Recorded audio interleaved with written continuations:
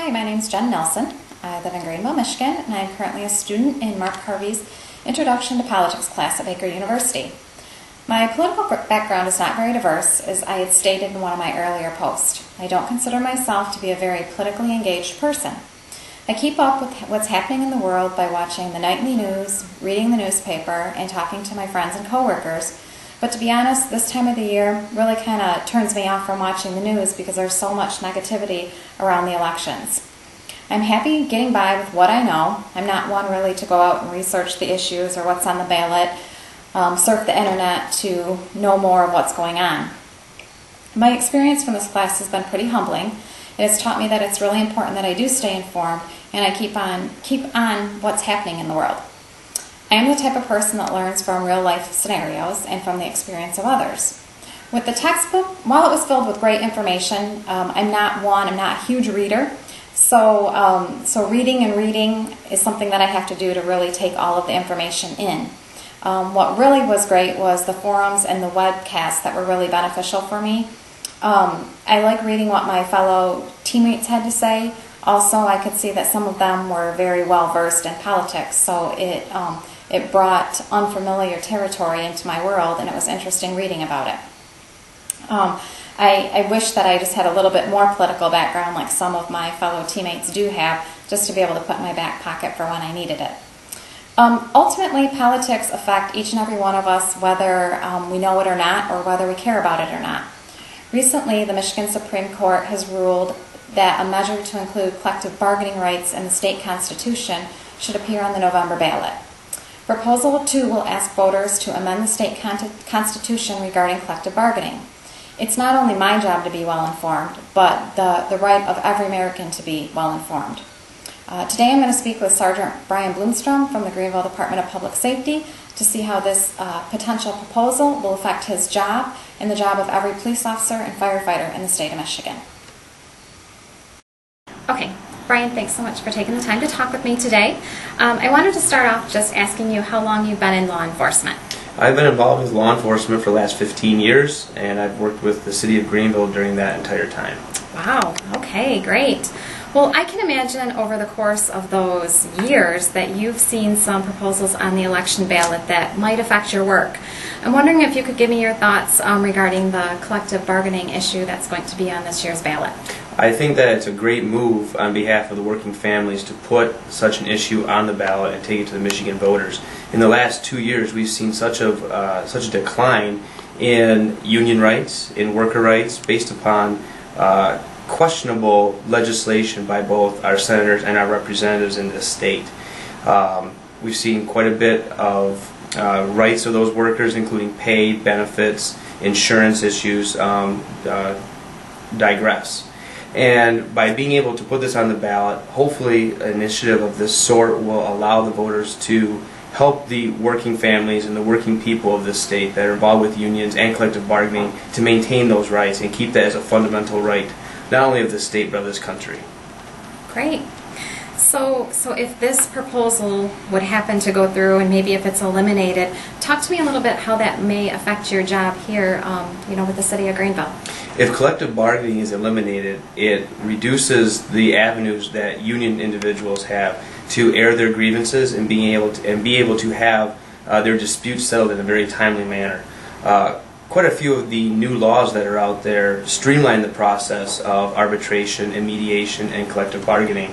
And which those are things as a union steward I agree with, but eliminating collective bargaining means contract disputes can be never-ending. They may just go on forever. At least with collective bargaining, there's a discussion between management and union individuals, and if there is an impasse, the collective bargaining statute allows for an impartial board, an arbitrator then, to come in and settle those disputes in a timely manner. That will also increase morale within the department. That way individuals are able to see that there isn't an end in sight for questions and grievances that are a problem. Okay, great.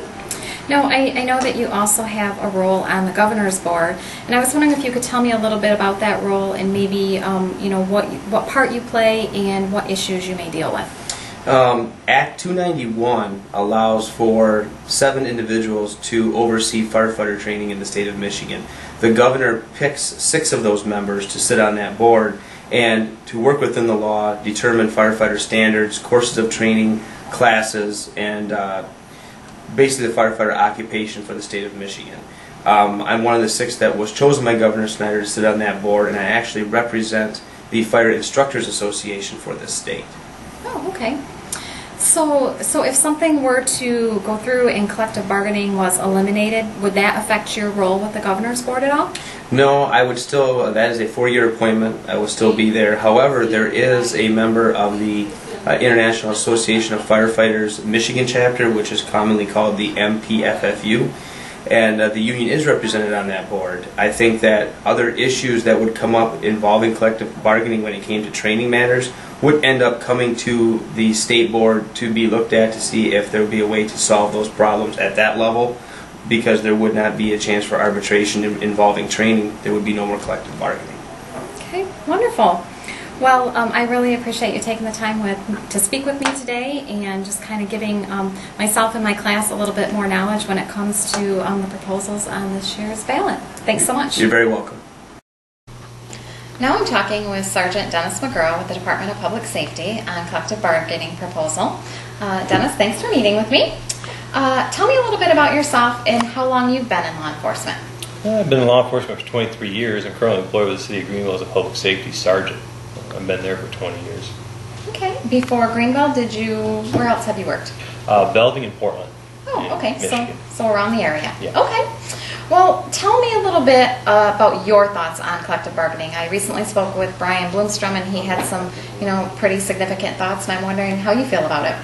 I think collective bargaining in law enforcement, from my point of view, is that it's an important issue that we have the opportunity to meet with our city leaders and negotiate contracts to benefit the city, to benefit the personnel as far as benefit packages and salaries and things of that nature. Gives us a time to see what the city's point of view is and where they stand financially and what they can and can't do, and we can negotiate instead of demand issues. Do you ever find that because of having that in place that issues drag on, they carry out for a long period of time to where they might be able to be resolved more quickly or efficiently without, someone in the process? They can. A lot of the negotiating or bargaining issues in a union I don't necessarily agree with. It does tend to drag out, especially in disciplinary actions and things of that nature, more so than what I think it should. Okay, great. Good. Well, great. Well, thanks so much for your time today. Thank you. So in summary, to wrap things up, I do believe that there would be no world without politics, since everyday society needs order and it needs to be organized and developed. I feel that before this class, I didn't really care too much about politics or political outcomes, but what I realize now is that if I don't care about what's going on in the world, and if I'm not well informed and are able to make decisions and let my vote count, that somebody else is going to be making those decisions for me, whether I like it or not. So I've enjoyed the class, I've enjoyed making this video, and thanks so much for your time.